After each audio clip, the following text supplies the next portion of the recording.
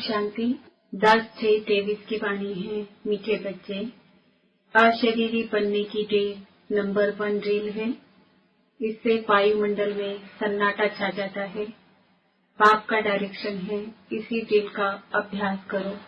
प्रश्न, दुनिया के अनेक विघ्नों के बीच में रहते हुए एक रस और खुशी में कौन रह सकते हैं? उत्तर, जो किसी भी विघ्न की परवाह नहीं करते। तुम्हारे दुश्मन तो अनेक हैं, विघ्न डालेंगे, कलंक लगाएंगे, गाली देंगे, लेकिन याद रहे कि कलंक लगने से ही तुम कलंकीधर बनते हो। कहते हैं, श्री कृष्ण ने चौथ का चंद्रमा देखा, इसलिए उस पर कलंक लगे, लेकिन अभी तुम बच्चों पर बहुत कलंक लगते हैं।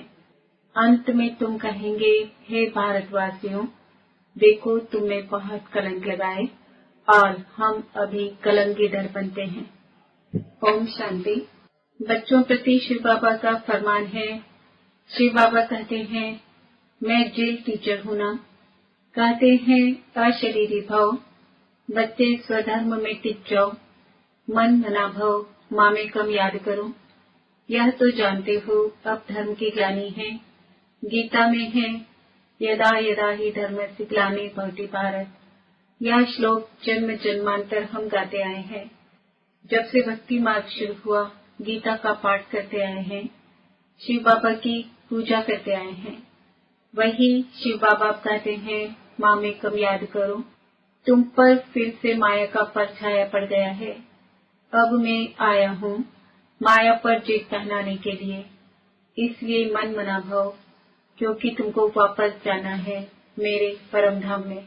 अगर श्री कृष्ण होता तो कहते, मध्याजी भाव, श्री कृष्ण को कृष्णपुरी में याद करो। ज्ञान का दाता कोई श्री कृष्ण नहीं है, वह तो है शिव। शिव की ही पूजा होती है, उनको परमात्मा कहा जाता है। तो हम आत्माओं को वहाँ जाना है, इसलिए बाबा ड्रिल सिखलाते हैं। यह है नंबर 1 ड्रिल, मन मना भव, अशरीरी भव। तुम सब ब्राह्मण उनको याद करेंगे। अगर कोई शूद्र यहाँ और कोई ख्यालत में बैठा होगा तो वायुमंडल को खराब कर देगा।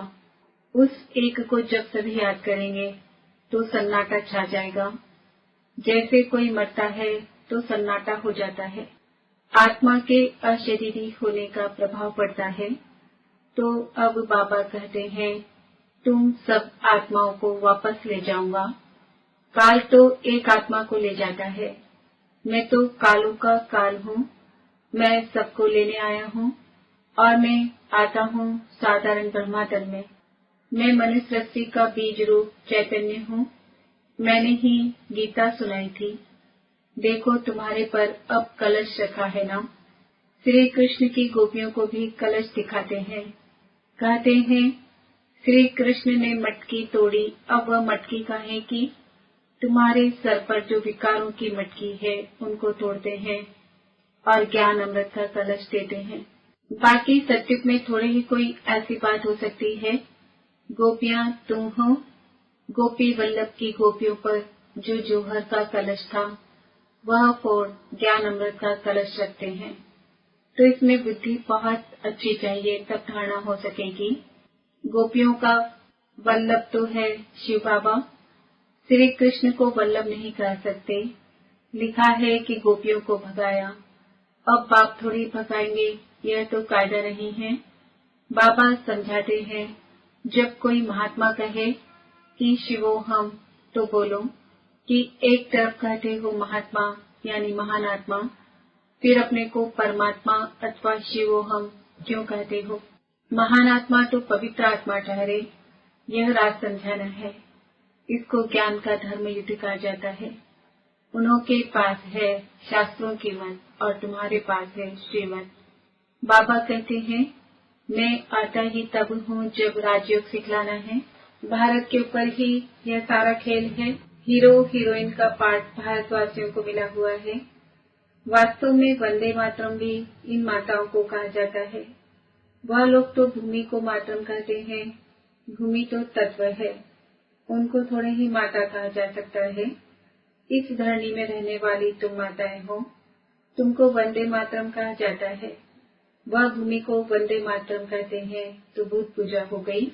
अभी तुम बच्चे योग बल से अपनी बादशाही लेते हो, सब मेहनत करते रहते हैं पवित्र बन बादशाही लेने के लिए।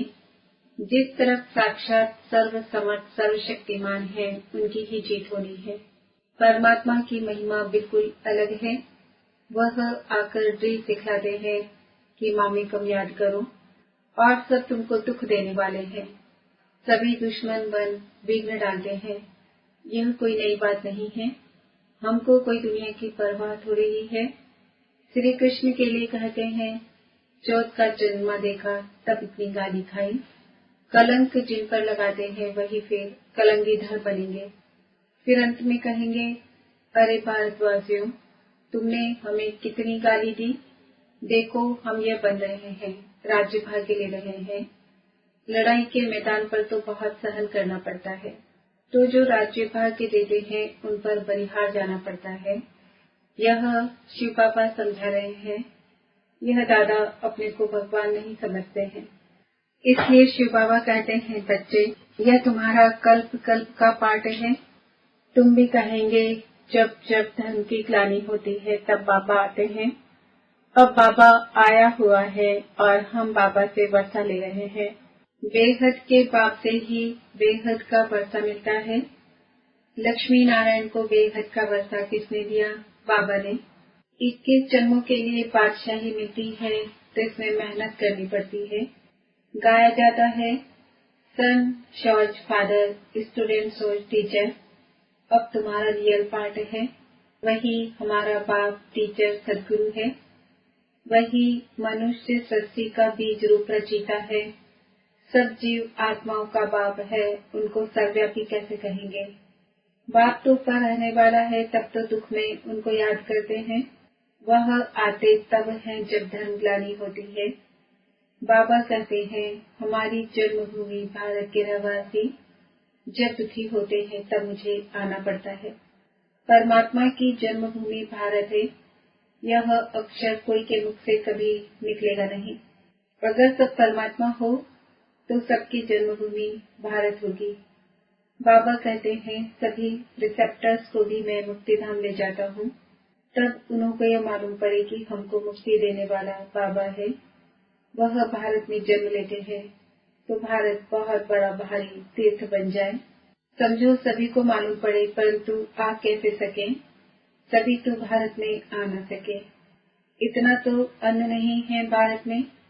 यह सुनकर बहुत बहुत खुश होंगे कि ओहो, हमारा बाबा जो इन गुरुओं आदि को भी मुक्ति देते हैं, उनका जन्म भारत में होता है। पहचानेंगे तो नॉलेज देना, और क्या देखेंगे। ब्राह्मणों में जब किसकी सोल आती है तो उनके भी बोलने से पहचानते हैं ना। बिगर बोलने पहचान कैसे हो सकती? बात करने से मालूम पड़ेगा बरोबर फलानी आत्मा है। शिव बाबा भी जब नॉलेज दे तब समझे कि शिव बाबा बोलते हैं। ज्ञान यह तो दे न सके, यह सिवाय बाप के कोई समझा न सके। कभी कभी कोई कहते हैं हम शिव बाबा से बात करें, परंतु उनको पहचानेंगे कैसे, समझ भी नहीं सकेंगे। बुद्धि से समझना चाहिए कि यह नॉलेज बाबा के सिवाय कोई दे नहीं सकता। देखो कहाँ बच्चियां बिगर देखे तड़प रही है शिव बाबा से मिलने। जरूर उनकी ताकत है जो खींचती है, कशिश होती है। तो उनको सफेद पोष का साक्षात्कार कराते हैं। इसलिए बाबा कभी हमारी ड्रेस बदलने नहीं देते हैं। तो उनकी नॉलेज से मालूम पड़ता है। बहुतों को भिन्न भिन्न प्रकार के साक्षात्कार भी होते हैं, परंतु उनसे क्या फायदा? तुम्हारा काम नॉलेज से है, यह नॉलेज कोई दे न सके। तो ये सारा गुप्त पाठ हुआ। कहते हैं मैं आत्मा का रूप धारण कर इसमें प्रवेश हो जाता हूँ। तो ये नॉलेज इतनी बाबा ही देते हैं, हम थोड़े ही जानते थे। बाबा देखो कितनी कमाल करते हैं। कहते हैं मुझे अपना वारिस बनाओ, मैं तुम्हारी इतनी सेवा करूंगा जो तुम्हारा बच्चा भी कभी नहीं कर सकेगा। मैं तुमको 21 जन्म के लिए राज्य भाग्य दूंगा। फिर भी अगर वारिस न बनावे तो तकदीर कहा जाता। तुम बच्चियां जानती हो, हम शिव बाबा से वर्षा लेने के लिए यहाँ आए हैं। शिव बाबा को और वैकुंठ को तुम सिवाय दिव्य दृष्टि के देख न सको। ज्ञान तो बिल्कुल क्लियर मिल रहा है ना। हमको बाबा राजयोग सिखलाते हैं। ऊंचते ऊंच वर्षा है वैकुंठ की बादशाही, तो भी पढ़ाई से मिलती है। कोई भी राजयोग सिखला न सके। हम नर से नारायण बनते हैं। यह राजयोग सिखलाते ही अंत में है। तब तो फिर सतयुग में राजा रानी बनेंगे। यह मुस्लिमों की लड़ाई प्रसिद्ध है। गीता से देवी देवता धर्म की स्थापना हुई। उस समय तो और कोई धर्म था नहीं। वह सब कहाँ गए, विनाश हुआ। बिल्कुल सहज बात है। मीठे मीठे सिकिलते बच्चों प्रति माता पिता बाप दादा का याद प्यार और गुड मॉर्निंग। रूहानी बाप के रूहानी बच्चों को नमस्ते। हम रूहानी बच्चों के रूहानी बाप दादा को याद प्यार गुड मॉर्निंग नमस्ते। ओम शांति। धारणा के लिए मुख्य सार 21 जन्मों की तकदीर बनाने के लिए शिव बाबा को अपना वारिस बनाना है। हर कर्म से बाप टीचर सदगुरु तीनों का शो करना है। ज्ञान क्लियर मिल रहा है, इसलिए साक्षात्कार की आश नहीं रखनी है। साक्षात सर्व समर्थ बाप हमारे साथ है, इसलिए विघ्नों से घबराना नहीं है। वरदान मेरा बाबा के स्मृति स्वरूप द्वारा समर्थियों का अधिकार प्राप्त करने वाले समर्थ आत्मा भव। कल्प पहले की स्मृति आते ही बच्चे कहते तुम मेरे हो, और बाप कहते तुम मेरे हो। इस मेरेपन की स्मृति से नया जीवन नया जहान मिल गया और सदा के लिए मेरा बाबा इस स्मृति स्वरूप में टिक गए। इसी स्मृति के रिटर्न में समर्थी स्वरूप बन गए। जो जितना स्मृति में रहते हैं उतना उन्हें समर्थियों का अधिकार प्राप्त होता है। जहाँ स्मृति है वहाँ समर्थी है ही। थोड़ी सी विस्मृति है तो व्यर्थ है, इसलिए सदा स्मृति स्वरूप को समर्थ स्वरूप बनो। स्लोगन हार्ड वर्कर के साथ साथ स्थिति में भी सदा हार्ड बनो। मातेश्वरी जी के मधुर महावाक्य सृष्टि की आदि कैसे होगी। बहुत मनुष्य पूछते हैं कि परमात्मा ने सृष्टि कैसे रची है, आदि में कौन सा मनुष्य रचा। अब उसका नाम रूप समझना चाहते हैं। अब उस पर उनको समझाया जाता है कि परमात्मा ने सृष्टि की आदि ब्रह्मा तन से की है। पहला आदमी ब्रह्मा रचा है। तो जिस परमात्मा ने सृष्टि की आदि की है, तो अवश्य परमात्मा ने भी इस सृष्टि में अपना पार्ट अवश्य बजाया है। अब परमात्मा ने कैसे पार्ट बजाया। पहले तो परमात्मा ने सृष्टि को रचा, उसमें भी पहले ब्रह्मा को रचा। तो गोया पहले ब्रह्मा की पवित्र आत्मा हुई, वही जाकर श्री कृष्ण बनी। उसी तन द्वारा फिर देवी देवताओं की सृष्टि की स्थापना की। तो देवी सृष्टि की रचना ब्रह्मा तन द्वारा कराई। तो देवी देवताओं का आदि पिता ठहरा ब्रह्मा। ब्रह्मा से श्री कृष्ण बनता है, वही श्री कृष्ण का फिर अंत का जन्म ब्रह्मा तन है। अब ऐसे ही सृष्टि का नियम चलता आता है। अब वही आत्मा सुख का पाठ पूरा कर दुख के पाठ में आती है। तो रजो तमो अवस्था पास कर फिर शूद्र से ब्राह्मण बनते हैं। तो हम हैं ब्रह्मावंशी, तो शिववंशी सच्चे ब्राह्मण। अब ब्रह्मावंशी उसको कहते हैं जो ब्रह्मा के द्वारा अविनाशी ज्ञान लेकर पवित्र बनते हैं। तो इससे सिद्ध है कि इस सृष्टि का आदि पिता है बाबा ब्रह्मा। अच्छा, ओम शांति। आज का समान है मैं समर्थ आत्मा हूँ।